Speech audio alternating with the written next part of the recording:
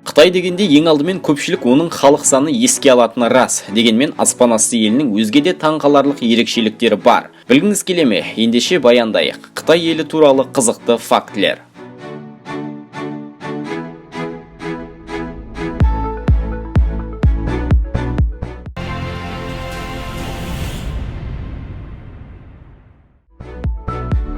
Әскерилер мұнда бастарын биік және тік ұстап үйрену мақсатында жағаларына ине қадап қояды.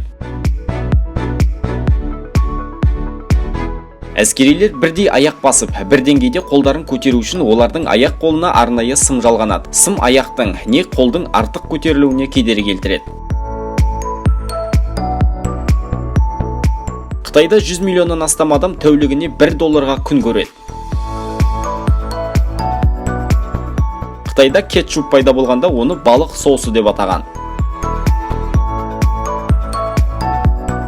Макафтода сатып алынған Макдональдсты көлегелері өзімен алып кетпей арнайы мейрамханада жейді. Қытай діни емес мемлекет болғанына қарамастан, онда 54 миллионнан астам христиан тұрады. Өлім жазасы Қытайда әлем бойынша 4 есе көбірек жүзеге асырылады. Дуньян қаласында жыныстық қатынасқа өмірі түсіп көрмеген ұл балалардың зәріне қайнатылған жұмыртқа нағыз деликатес саналады. Әлем бойынша ең ірі дыбыс жазушы қызметтер Google-мен бірігіп отырып қытайлықтарға әуенді тегін жүктеу мүмкіндігін жасайды. Қытай полициясы қызметінде иттен гөрі қазды көбірек пайдаланады.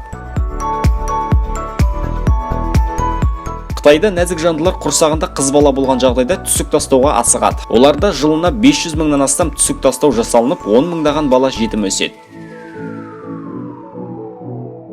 30 миллионнан астам қытайлық үңгір үйлерде тұрады.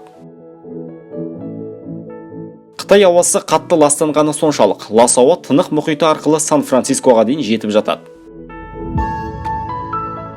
Кейбір қытайлық азық-түлік компаниялар етті ешкі зәріне сүрлеп, тофуды лай судан әзірлеген жерінен ұсталған. Қытайда әйелдер қыздық пердесін $700 қалпына келтіреді. Бейжіңдегі ауа лас болғаны соншалық, ол жерде тыныстаған адам күніне бір қорап темекі шеккендей залал алады. 1973 жылы Қытай Америка Құрама Штаттарына демографиялық дағдарысын реттеу үшін 10 миллион Қытай әйелін әкелуді ұсынды. PlayStation ойын құрылғыларына Қытайда тыйым салынған. Қытайда жыл сайын адамдар 4 миллион мысықты жеп қояды.